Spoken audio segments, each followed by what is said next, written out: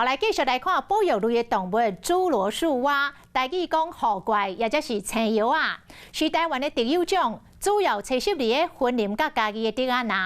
所以，高溪乡公所甲当地麻园社区发展协会来合作，推动这项的生态旅游培训的课程，佮特别到嘉义上林社区来做交流，要为生态旅游来打基础。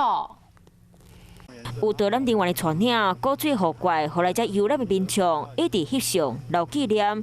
保育类动物河怪算是台湾特有种，主要伫咧森林家己的顶拿地段出现。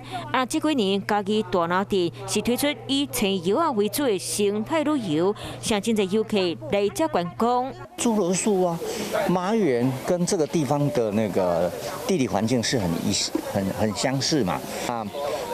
对猪罗树啊，可以创造一些地方创生。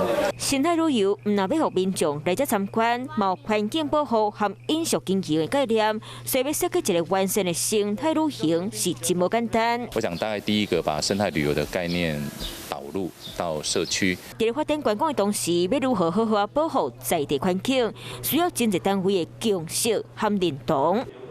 Hello， 我是易景，想要抢先掌握最及时的新闻资讯吗？赶快按赞、订阅、开启小铃铛，锁定华视新闻的 YouTube 频道。